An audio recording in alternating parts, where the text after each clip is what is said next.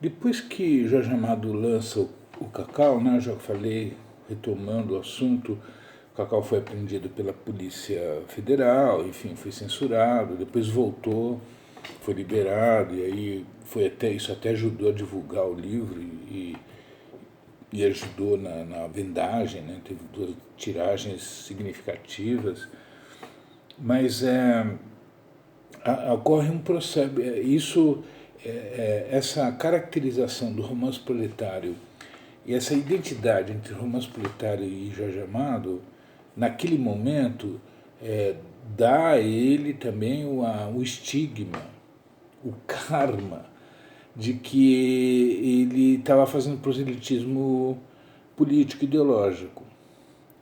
Na verdade, assim, é, nesse momento ele está com 22 anos, ele está se formando ainda na literatura e também nas suas ideias. E, sim, era afiliado ao Partido Comunista. Sim, ele tinha uma ideologia, pode-se até dizer, embora ele tivesse uma formação ainda nesse plano ainda muito incipiente. Ele não sabe, não era alguém que pudesse defender as questões ideológicas do socialismo. Ele era, enfim, simpático à ideia. Algumas vezes ele fala que ele não tinha condições de ser militante e que a vontade dele era somente escrever, escrever sobre literatura, né? Mas, como eu já disse, esse rótulo que ele recebe, e na verdade, assim, o rótulo do proselitismo político, ideológico, começa nessa fase e se estende por muito tempo. Se estende, na verdade, até a década de 50. Quer dizer, na verdade, eu vou abordar isso rapidamente para esclarecer, porque a nossa proposta aqui é falar sobre o romance proletário. Mas é que o engajamento dele no Partido Comunista e engajamento pessoal e literário ocorre mesmo na década de 40, quando ele se envolve muito mais com as proposições do Partido Comunista. Aí ele se filia mesmo ao Partido Comunista, porque até então ele era da Juventude Comunista, e ele recebe um cargo nos anos 40 ligado à comunicação do partido. Não era um cargo, ele nunca recebeu um tostão do partido, mas ele abraça a ideia, ele abraça a ideologia, embora sempre assim com um caráter muito distante das questões teóricas, mas era uma convicção dele. E nos anos 40, então, ele vai escrever livros ligados ao Partido Comunista, como, por exemplo, ele escreveu a biografia do Luiz Carlos Prestes, né, que estava preso. Eu não vou me estender muito sobre isso, só estou contando alguns fatos que são determinantes, sim. Há conexão entre ele e as ideias socialistas comunistas e ao partido, mas isso é na década de 40. Só que, como ele começou com essa história de romance proletariado na década de 30, no começo da sua carreira, a crítica, a interpretação meio que mistura tudo isso e dá um rótulo.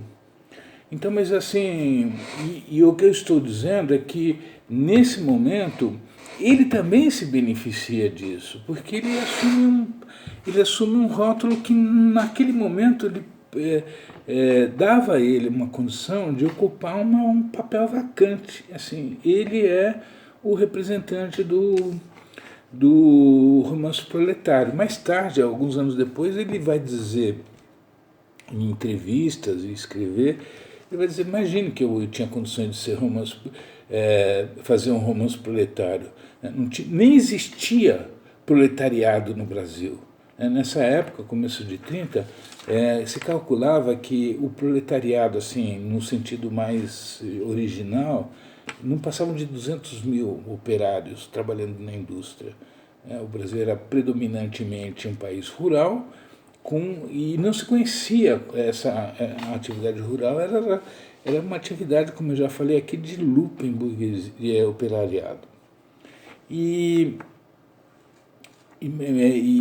Quer dizer, essa história ela vai ganhando um peso que começa a interessar também ao Jorge Amado, né? E ele protagoniza esse momento na literatura, ainda que muito jovem, ainda fazendo uma literatura experimental, né? Porque era ainda muito imatura a literatura, né? Esses 3 primeiros livros que ele escreve, eu vou falar logo do terceiro, né? Eu falei em passando o País do Carnaval porque para nosso efeito aqui não tem muita importância, né? E do Cacau principalmente, eu já falei bastante, e a seguir eu vou falar do Soar. Mas esses 3 primeiros livros, ele tem a noção, ele escreve a respeito, ele publica artigos a respeito, em que ele assume o fato de que esses 3 primeiros livros são experimentais, que de fato o primeiro romance mesmo, que ele considera amadurecido como expressão literária, é Jubiabá, que é o 4º livro dessa série, é o 4º livro dele, publicado. Mas esses 3 primeiros livros, embora sejam experimentais, e por isso mesmo, por serem experimentais, tem uma importância muito interessante, porque ele entra em novos campos, ainda que de uma maneira, né, romance proletário, não tem características em que prevalece a realidade e não a fantasia, enfim. O fato é que é uma expressão nova. E até o Alberto Passos Guimarães, que é um crítico da época, ele escreve exatamente isso. Há uma arte nova nascendo. Isso se referindo às obras de Jorge Amado. E por que é uma arte nova? Porque, e isso até o Lafayette também fala, porque apesar de que o modernismo da década de 20 rompeu barreiras, né, fez propostas estéticas importantíssimas e que se perduraram, né, propostas que são referências da nossa literatura, e o modernismo ele era, na verdade, uma expressão de um grupo de paulistas. Na década de 20, São Paulo não tinha tanta importância, a importância toda estava no Rio.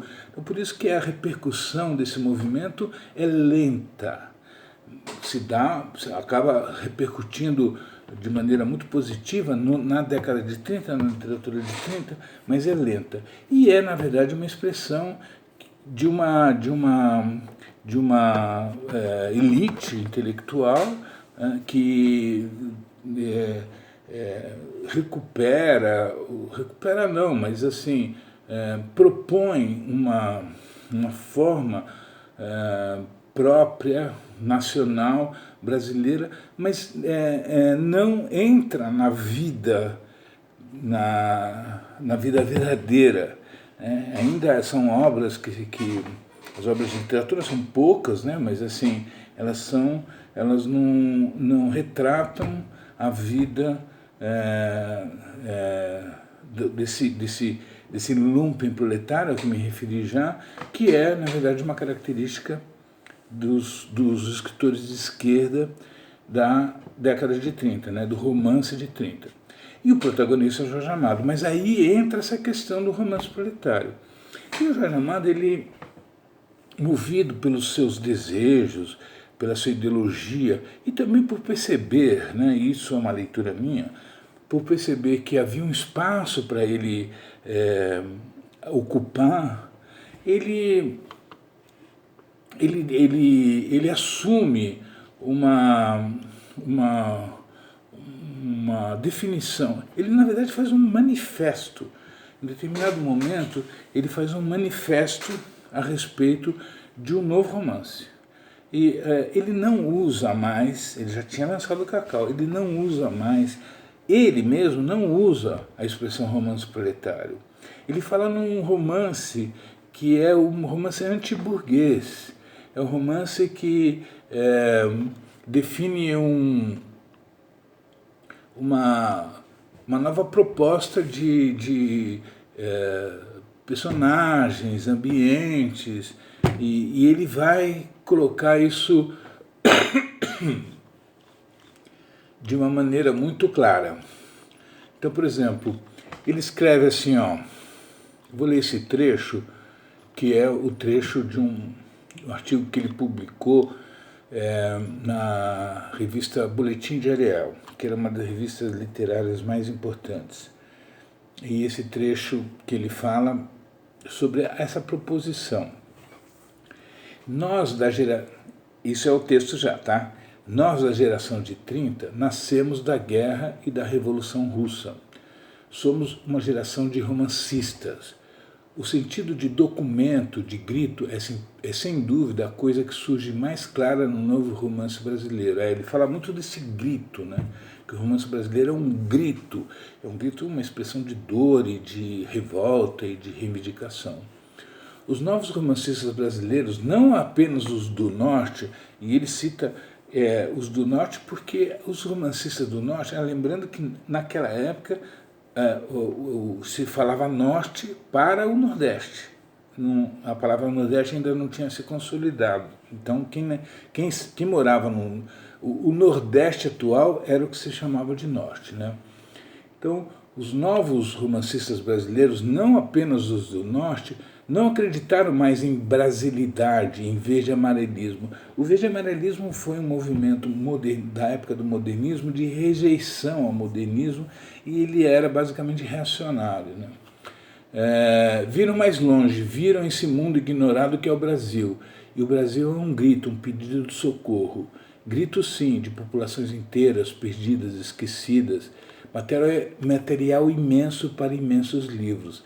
Então, ele está vendo que essa população, né, perdida, esquecida, é o que alimenta os romances dele, e é o que deve, ele está pregando isso, né? É o que deve alimentar os romances desse novo momento literário. Romancistas novos do Brasil, revolucionários ou reacionários, nos seus livros vive um clamor, um grito que era desconhecido e que começa a ser ouvido. Hoje, era do comunismo e do arranha-céu, da habitação coletiva, o romance tende para a supressão do herói, do personagem. Então ele está dizendo assim que o romance antiburguês, não está falando do romance proletário, é subliminar, se dá num segundo plano isso. Esse romance antiburguês, ele não pode ter um protagonista. Ele tem, não tem mais o herói, não tem mais o protagonista, não tem mais o personagem. Cito exemplos daqui. Em Menino de Engenho, o personagem não é o menino Carlos de Mello, é o engenho. Isso é o que ele está pensando, né? O Menino de Engenho, que é um livro do José Lins do Rego, que conta a vida no engenho, é o primeiro livro dele, fez muito sucesso e tal, e criou uma linguagem também, né? Uma coisa um livro muito documental, tal, muito interessante. Em que é contado na voz de um personagem chamado Carlos de Mello. E o Jorge Amado diz que o personagem não é o Carlos de Mello, é um engenho. A Seca é o personagem de O 15. A Cadeia, o de João Miguel, quer dizer, ele atribui a qualidade de personagem não aos humanos, mas às coisas. E não são as fábricas dos heróis de Os Corumbas? Na Selva, do português Ferreira de Castro, é a floresta que domina tudo. Como em Cacau, eu pretendi que fossem os frutos amarelos que comandassem os coronéis e os trabalhadores. Isso é muito forçado, porque na verdade não é nada disso.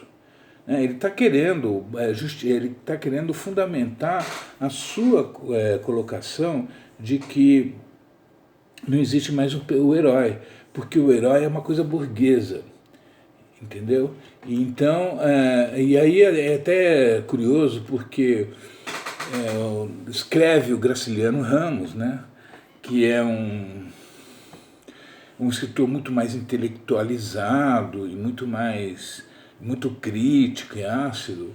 Ele escreve, o senhor Jorge Amado, ele escreve isso bom, eu não tenho a data, mas é na época. Na verdade, não é que não tenha data, esse artigo não é datado. O senhor Jorge Amado embirra com os heróis. Acha, por isso, que em Suor o personagem principal é o prédio. Nós vamos falar do Suor aqui, mas ele aproveita essa história do romance. Isso é o romance coletivo, né? Que o Jorge Amado começa a criar os parâmetros desse romance coletivo. E que está associado, como eu já falei, no segundo plano, ao romance proletário. Não na cabeça do Jorge Amado, mas começa a reforçar essa ideia. Né? Porque fala de um personagem coletivo, aí de uma fuga ao herói burguês. Não é muito difícil, escreve o Graciliano, não é muito difícil emprestar qualidades humanas a um gato, a uma cobra, a um rato. Já houve quem humanizasse até formigas. Com o imóvel é coisa diferente. Bom, então aí é uma crítica do Graciliano sobre essa tentativa de parametrizar uma nova literatura com personagens que eram coisas e não humanos. E essa tentativa do Jorge Amado de criar personagens, determinar que personagens eram coisas, é uma tentativa, na verdade, de abrir, de propor um romance coletivo. Né? É muito forçado, mas a gente vai ver em seguida que no romance Suor, que é o seguinte, citado aqui pelo Graciliano, ele faz isso. Ele faz o romance coletivo. Ele faz o romance sem o herói principal. Será que é sem o herói principal? Ou será que tem vários heróis? Isso a gente vai ver no próximo vídeo.